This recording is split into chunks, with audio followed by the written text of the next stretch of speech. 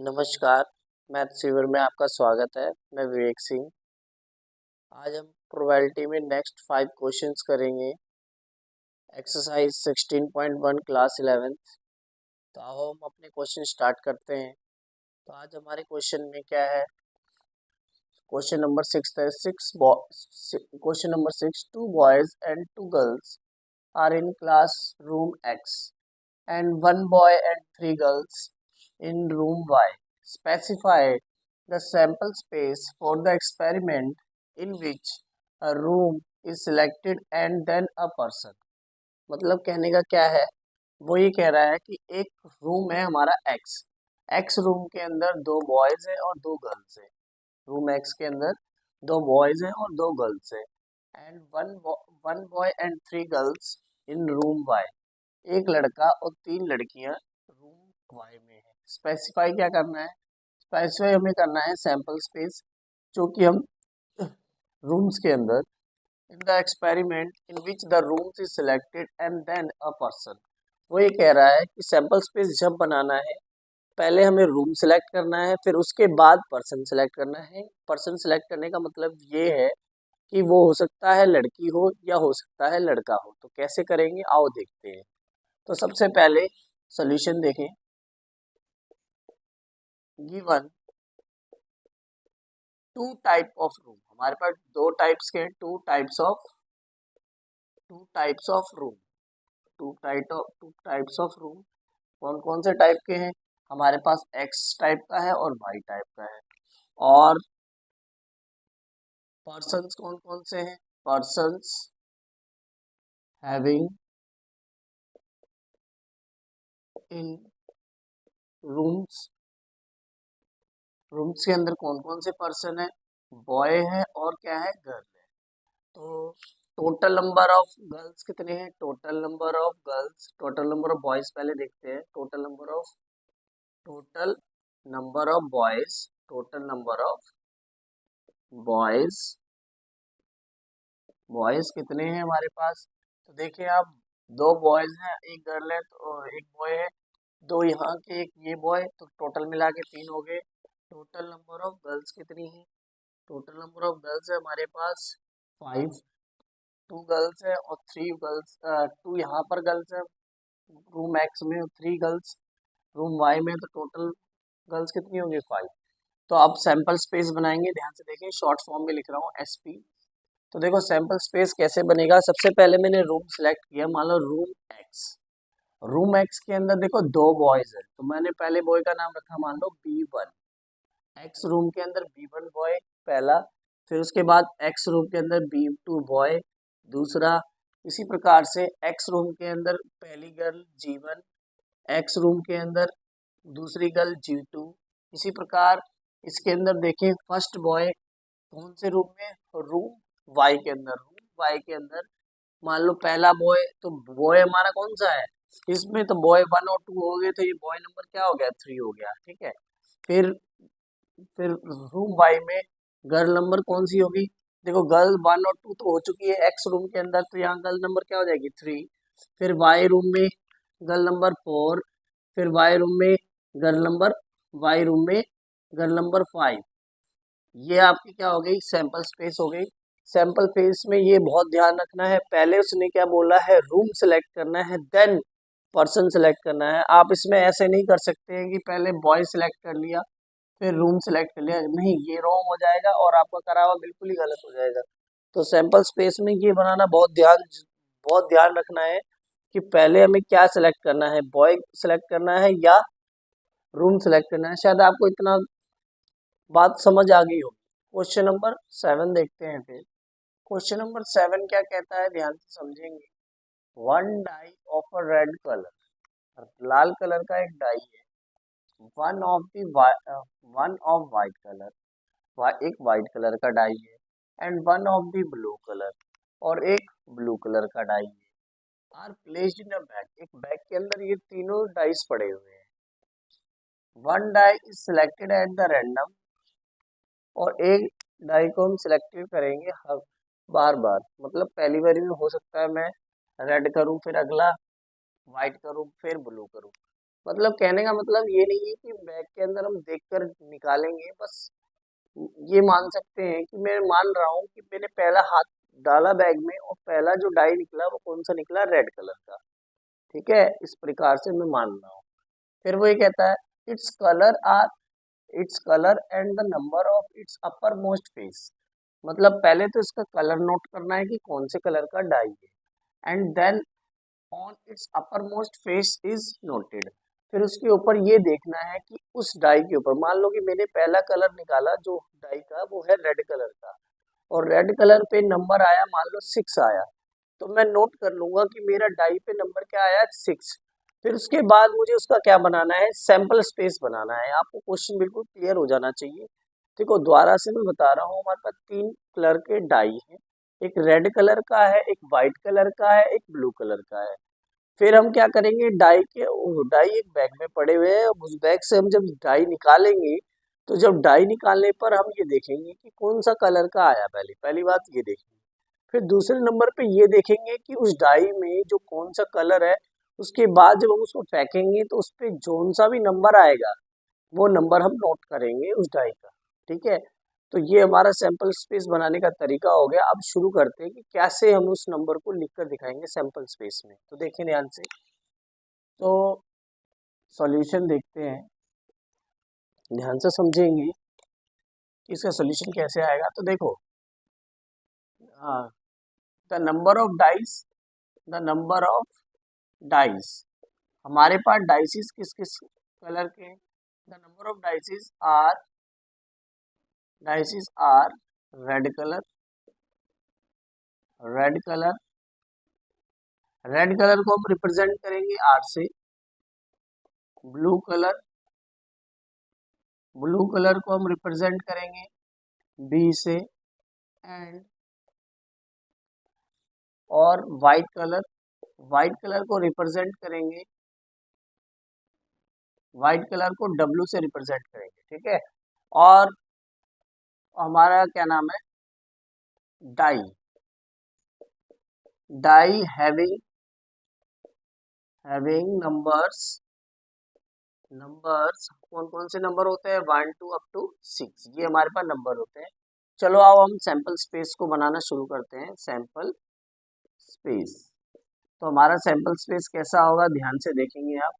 देखें, तो sample space में पहले हम देखेंगे क्या, कलर देखेंगे। मान लो मैंने पहला बैग में हाथ डाला और बैग में मेरा कलर निकला रेड, तो रेड कलर मेरा पहला आया, और रेड कलर में पहला नंबर आने के बाद फिर मैंने जब डाई को फेंका तो नंबर मेरा आया मान लो 1। इसी प्रकार से रेड कलर में नंबर आया 2, इसी प्रकार से रेड कलर में नंबर आया 3।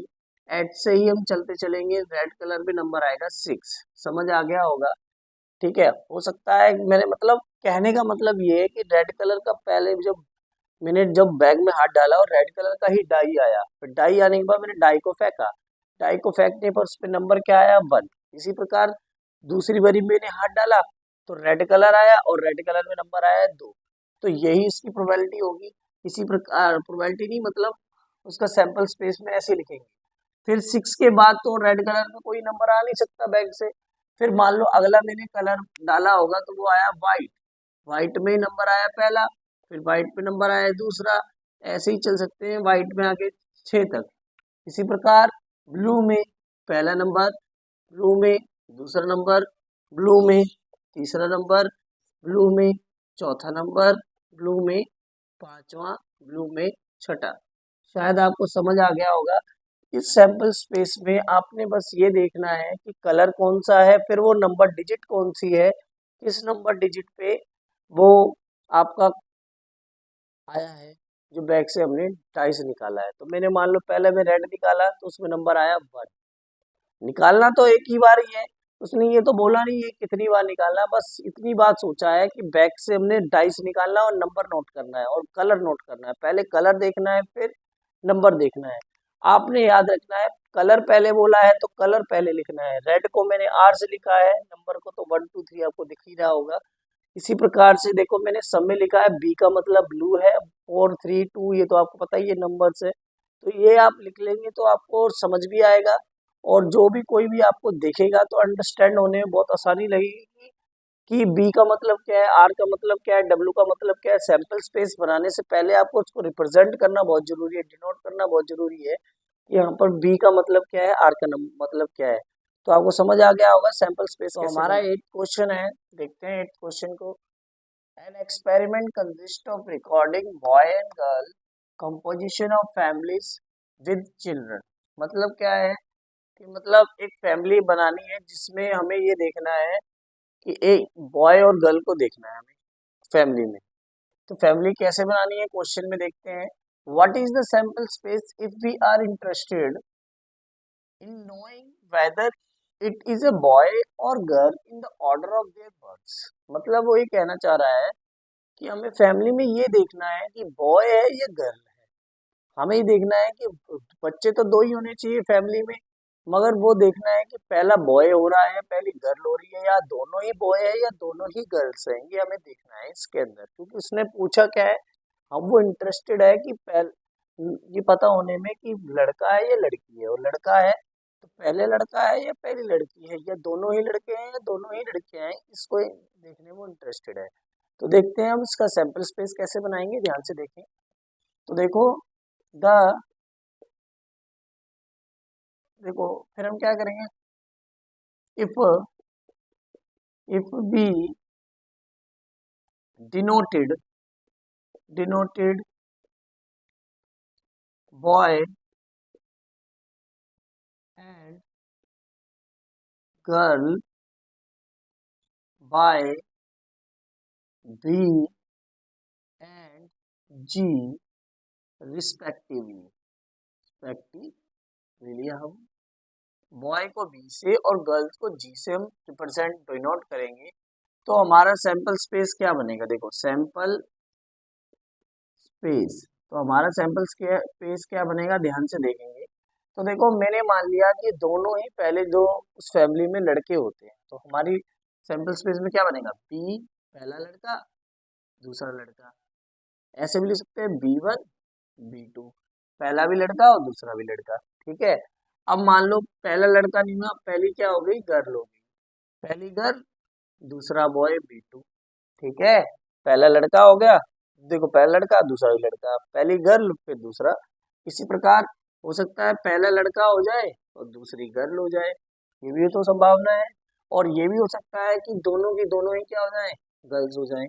क्या इसके अलावा कोई हो सकती है सैंपल स्पेस में, नहीं हो सकता, क्योंकि दो ही बोले थे, दो के अंदर ये पहला लड़का दूसरी लड़की, पहली गर्ल दूसरा लड़का। सेम इसी वे से हम बना लेंगे पहले, ये हमारा सैंपल स्पेस बन गया। पहला वाला क्वेश्चन हमारा सॉल्व हो गया, जो कि ऊपर ऊपर दे रखा है। अब नेक्स्ट वाला आप ध्यान से समझें। तो नेक्स्ट वाले में क्या पूछा है उसने, what is the sample space if we are interested in the number of girls in the family. वो ये पूछ रहा है कि हमें ये बताएं, हम इस बात में इंटरेस्टेड हैं कि गर्ल्स उस फैमिली में होती है या नहीं हो सकती, नहीं होती है। तो मतलब ये कहने का है कि उस फैमिली के अंदर देखो बॉय गर्ल दोनों होने चाहिए, मगर वो ये कहना चाह रहा है कि अब मुझे बस इतना पता होना चाहिए कि गर्ल उस फैमिली में है या नहीं है। तो हम क्या करेंगे, देखो हो सकता है कि उस फैमिली में एक भी गर्ल ना हो, क्योंकि यहाँ पर जब इस पोजीशन में देखो तो दोनों गर्ल हैं तो दो लड़कियां होंगी, और इसमें देखें तो एक लड़की, इसमें भी देखें तो एक लड़की, और इसमें तो कोई भी लड़की नहीं है। तो इसका सैंपल स्पेस बनाना तो बहुत ही आसान हो गया। कैसे बनेगा, तो ध्यान से देखें दूसरे में सैंपल स्पेस। तो एसपी लिख रहा हूँ शॉर्ट फॉर्म में मैं, एसपी इज इक्वल टू हमारा क्या हो जाएगा, मान लिया कि पहले में उसकी कोई भी लड़की नहीं थी, जब दोनों लड़के होंगे तो कोई भी लड़की होगी नहीं होगी। तो सैंपल स्पेस में क्या होगा, जीरो, कोई भी गर्ल नहीं है। अब मान लो कि पहले एक लड़की हुई, तो देखो इन दोनों में देख सकते हैं एक लड़की है, इन दोनों में देखो तो एक लड़की है। उसने ये नहीं पूछा है कि कौन से जगह पे हो रही है, कि पहले पे हो रही है दूसरे नंबर पे, उसने ये पूछा है कि है लड़की की नहीं है। तो मैंने मान लिया एक लड़की का जन्म हुआ है उन दोनों के अंदर, तो यहाँ पर क्या आ गया, एक। इसी प्रकार से दोनों की दोनों बोथ बोथ आर गर्ल्स, दोनों ही लड़कियां हैं, तो दोनों लड़कियों का जन्म हुआ है दो का, क्योंकि उसने बोला है कि हमें देखना कितना है, दो ही चिल्ड्रंस का देखना है। बोला था ना an experiment recording of boys और girl composition of families with childrens. Childrens में किस में देखना है, चिल्ड्रन में देखना है टू चिल्ड्रंस का, किसका देखना है, टू का, क्योंकि बॉय और गर्ल है तो टू ही होगी ना। तो इसलिए 0,1,2 ये इसका सैंपल स्पेस हो जाएगा सेकंड का। देखो what is the sample space of the which are interested in number of girls on the family. तो हो सकता है पहली गर्ल नहीं होगी, कोई भी गर्ल ना हो जब जन्म हो दोनों में से, दोनों बॉय बॉय के लिए तो कोई गर्ल नहीं होगी, इन दोनों के लिए एक गर्ल होगी क्योंकि एक गर्ल है ना इन दोनों में, भले ही पहले नंबर पे हो भले ही दूसरे नंबर पे हो तो गर्ल तो है, और दोनों की दोनों लड़कियों का जन्म होगा तो यहाँ पर क्या आ जाएगा 2 हो जाएगा। सिंपल, आपको समझ भी आ गया होगा। सिंपल वे में उसने बस उस क्वेश्चन को अलग चेंज करने के लिए, हो सकता है पेपर में आपके बॉय गर्ल्स की जगह पे बॉय आ जाए, यहाँ पर सैंपल स्पेस में गर्ल आ जाए तो गर्ल के लिए भी या बॉय के लिए भी तो यही बनेगा, क्योंकि देखो लास्ट से देखें तो इसमें तो कोई बॉय नहीं है ना, तो 0 हो जाएगा। इन दोनों में एक बॉय है तो 1 हो जाएगा, इसमें दोनों बॉय हैं तो 2 हो जाएगा, बॉय के लिए भी सेम यही अप्लाई करेगा। बस कंडीशन चेंज कर सकता है, क्वेश्चन में बदल बोल कर वो अलग कर सकता है, मगर लिखने का तरीका सेम यही रहेगा। शायद आपको यहाँ तक इतना समझ आ गया। नेक्स्ट क्वेश्चन देखते हैं। नेक्स्ट क्वेश्चन है, अ box contain 1 red and 3 identical white balls to a ball. Two balls are drawn at random in a succession without replacement. Write the sample space for this experiment. मतलब क्या है, वो ये कहना चाह रहा है कि एक बॉक्स के अंदर लाल कलर की बॉल पड़ी है, उसी प्रकार से व्हाइट कलर की बॉल्स पड़ी है। जो रेड कलर की बॉल है मतलब लाल कलर की बॉल है वो एक ही है, व्हाइट कलर की कैसी है 3 है बॉल। तो वो बोल रहा है 2 balls are drawn at random, मतलब 2 बॉलें वो एक बारी में निकालेगा उस बॉक्स से, उस बॉक्स से 2 बॉलें निकालेगा। तो वो ये कह रहा है कि मगर निकालने के बाद उसमें रिप्लेसमेंट नहीं होगी, मतलब जैसे ही बॉल को निकालेगा, निकालने के बाद वो देख लेगा कौन से कलर की है, फिर वो रिप्लेस होकर दोबारा से नहीं आएगी जो बॉल पहले हमने डाली थी। मतलब ये कह सकते हैं आपने, जैसे बॉल मैंने डाली उसमें से डालने के जब उसमें से जब बॉल निकालूंगा मैं देख लूंगा कौन सी बॉल है, फिर उसको हम साइड कर देंगे, ये मान सकते हैं आप। तो वो ये कह रहा है, तो हमें उसका क्या लिखना है, सैंपल स्पेस लिखना है एक्सपेरिमेंट में। तो कैसे लिखेंगे ध्यान से देखें। तो हम बोलेंगे if we denoted if we denoted red ball red ball red ball को डिनोट किससे करेंगे हम, आर से। If we denote the red ball is equal किससे, आर से। और इसी तरीके से रेड बॉल को आर से, और मैं ब्लैक बॉल क्या नाम है व्हाइट बॉल को हम किससे डिनोट करेंगे, व्हाइट बॉल को हम डिनोट करेंगे डब्ल्यू से। तो देखो हम सैंपल स्पेस बनाएंगे, सैंपल स्पेस हमारा क्या होगा, सैंपल स्पेस बहुत ही आसान होगा इसका तो बनाना, आप अपने दिमाग से भी बना सकते हैं। तो आप बना के देखिए, कॉपी पे 1 मिनट लगेगा, आप देखें। तो सिंपल सी बात है, आप पहले देखिए हमारे पास रेड बॉल एक ही है और व्हाइट बॉल 3 है। तो मान लो मैंने बैग में हाथ डाला और हाथ डालने पर मेरी पहली बॉल रेड निकली और दूसरी बॉल व्हाइट निकली, पहली बॉल रेड निकली और दूसरी बॉल, जैसे ही हाथ डाला तो पहली बॉल रेड निकली या व्हाइट निकली, यही आएगा। अच्छा, फिर हो सकता है मैंने जब बॉल निकाली तो पहली मेरी व्हाइट निकल आई, फिर क्या निकली, रेड निकली, यही तो हो सकता है। क्योंकि ऐसा हो सकता है ना कि पहली वाली में जब मैंने निकाला तो हो सकता है रेड या व्हाइट में से कोई आए, मगर नंबर उनका चेंज होगा पहली बरी में या दूसरी बरी में, समझ आया। पहली बरी में रेड निकली तो पहली बरी में रेड और दूसरे नंबर पे व्हाइट निकली। इसी प्रकार पहली बरी में हो सकता है व्हाइट निकल जाए, दूसरी बरी में रेड निकल जाए। और ये भी हो सकता है कि मैंने बैग में हाथ डाला रेड निकले ही ना, क्योंकि कंडीशन किसकी ज्यादा है, व्हाइट बॉल की ज्यादा है, इसीलिए यहाँ पर हो सकता है दोनों की दोनों क्या हो जाए, व्हाइट बॉल्स हो जाए। तो यही आपका सैंपल स्पेस बन जाएगा। शायद आपको इतना समझ आ गया होगा, सिंपल है। बस आपने ये देखना है रेड बॉल किसमें निकल रही है किसमें नहीं, क्योंकि रेड बॉल एक है तो दोनों वरी में व्हाइट बॉल के साथ हो सकता है पहले पोजीशन पे या दूसरे नंबर पे बॉल व्हाइट निकल आए। मगर आप याद रखें कि बैग में से जब मैं बॉल निकालूंगा तो नंबर बाय नंबर निकालूंगा, बॉल निकालनी है 2 ही, मगर नंबर बाय नंबर पहली बारी में क्या निकल रहा है, व्हाइट निकल रही है या रेड निकल रही है, ये आपने ध्यान रखना है। हो सकता है दोनों ही व्हाइट निकल आए तो इसलिए मैंने डब्ल्यू डब्ल्यू लिखा है, शायद आपको समझ आ गया। क्वेश्चन नंबर 10 देखते हैं फिर। क्वेश्चन नंबर 10 क्या कहता है, an experiment consist of tossing a coin and then throwing it second time. मतलब वो ये कहता है कि हम कॉइन को टॉस करते हैं, कॉइन को टॉस करेंगे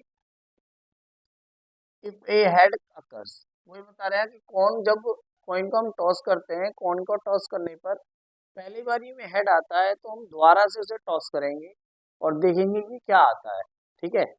और इफ अ टेल अकर्स, मतलब कॉइन को टॉस करने पर टेल आ जाता है तो हम क्या करते हैं, ऑन द फर्स्ट टॉस, कौन से टॉस में, जब पहला टॉस करते हैं और उसमें टेल आ जाता है, देन और डाई इज रोल्ड, क्या करेंगे फिर हम डाई को फेंकेंगे, जैसे टेल आया उसी समय हम क्या निकालेंगे, डाई निकालेंगे और डाई को रोल करेंगे और देखेंगे उस पर नंबर क्या आएगा। फाइंड द सैंपल स्पेस, हम उसे सैंपल स्पेस बनाएंगे। चलो देखते हैं कैसे सैंपल स्पेस बनाएंगे, ध्यान से समझेंगे इस क्वेश्चन को। अच्छा क्वेश्चन है और ऐसे ही क्वेश्चन टेस्ट या पेपर में पूछे जाते हैं, तो ध्यान से आप समझेंगे आप कि कैसे हम देखेंगे। देखो चेक करने का तरीका क्या है, तो पहले हम वो लिखेंगे जो नॉर्मल लिखते हैं हमेशा, इफ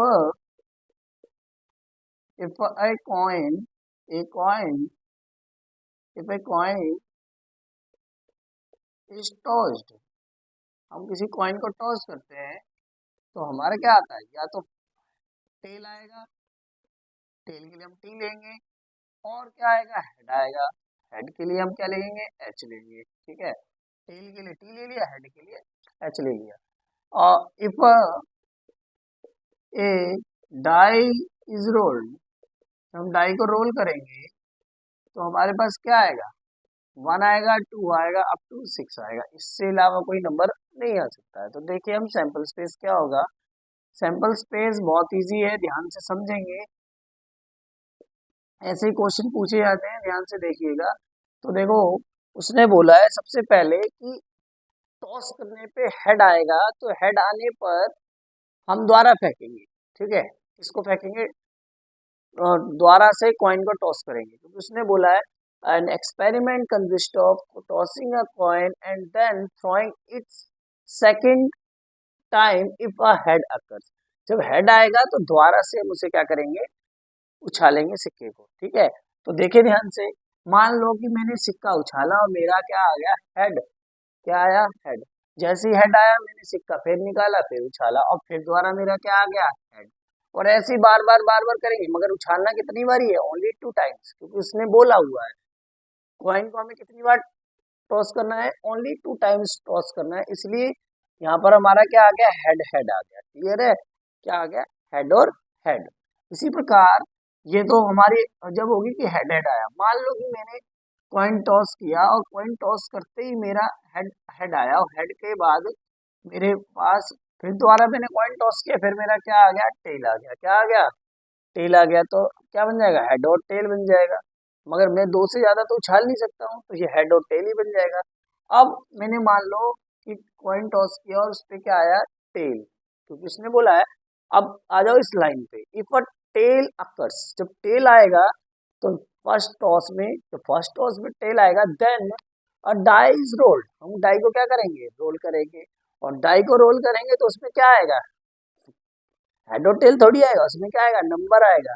तो नंबर को हम क्या लिखेंगे, मान लो मेरा टेल आया तो पहला नंबर T1 हो सकता है, और T1 ना आए तो दूसरा नंबर आए, हो सकता है तीसरा नंबर आए, हो सकता है चौथा आए, हो सकता है पांचवा आए, हो सकता है छठा आए। शायद आपको समझ आ गया होगा। बस इसमें ये ध्यान से देखना है कि जब हम डाई को कॉइन को टॉस करेंगे तो हेड हेड आएगा पहली बारी में, क्योंकि मान लो मैंने पहली बारी में टॉस किया तो हेड आएगा फर्स्ट टाइम में, हो सकता है सेकंड टाइम में भी हेड आए, तो पहला क्या हो जाएगा, हेड और हेड। ये जब तक हमें यहाँ एक्सपेरिमेंट में दिया ना हो कि टेल आएगा कि हेड आएगा, तो आपको एक बात ध्यान रखना है कि कॉइन को टॉस करने पे 2 ही नंबर आ सकते हैं, हेड या टेल, इसीलिए दोनों बारी में मैंने हेड हेड ही लिखा है, दूसरी बारी में हेड और टेल लिखा है, क्योंकि इससे ज्यादा तो प्रोबेबिलिटी दे नहीं सकता है कोई सिक्का, ठीक है। इसी प्रकार जब मैंने दूसरी बारी में देखा कि फर्स्ट टाइम में मेरा क्या आया, टेल आया, तो टेल में टेल फिर क्या, टेल जैसी आया तो अब मुझे डाई थ्रो करना पड़ेगा, डाई मैंने थ्रो किया, डाई में मैंने देखा मेरा पहला नंबर आया 1, फिर दूसरी बारी में आया 2, तीसरी बारी में 3, चौथी बारी में 4, ऐसी होने, मतलब ये अब मैं बार बार तो नहीं फेंक रहा हूँ, मतलब कहने का ये है कि आने का चांसेस है जो डाई में, ऐसा तो नहीं है मुझे पता है कि 1 ही आएगा, नहीं है ना, क्योंकि डाई को आप फेंकेंगे तो आप हो सकता है 1 आ जाए, 2 आ जाए, 3 आ जाए, 4 आ जाए, 5 आ जाए, 6 आ जाए, तो इनके बीच में आएगा, इसीलिए हमें सभी के सभी लिखने पड़ते हैं। शायद आपको समझ आ गया होगा। ये थोड़ा ट्रिकी क्वेश्चन है, इस जैसा क्वेश्चन पेपर में आप हो सकता है आपके पेपर में आ जाए, तो ध्यान से देखिएगा और इम्पोर्टेंट क्वेश्चन है। चलो आज तो इतना ही करते हैं। अगली वीडियो में हम देखेंगे प्रोबेबिलिटी के अंदर 11 से 16 क्वेश्चन है, जो बाकी सारे क्वेश्चन हम कर लेंगे। अभी तक के लिए धन्यवाद। और आपको मेरी वीडियोस पसंद आती है तो मेरे चैनल को सब्सक्राइब कीजिए, कमेंट कीजिए। कोई क्वेश्चन का कोई टॉपिक नहीं समझ आता है तो हम और दोबारा से समझाने की कोशिश करेंगे। आज तक के लिए धन्यवाद।